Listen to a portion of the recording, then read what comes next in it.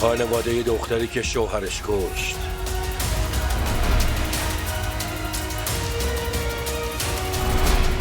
از بغل من اومدی بیرون این عکس‌ها رو گرفتی. فراز کن. بس دیگه، چشماتو باز کن. مصطفی مریضه، حالش خوب نشده.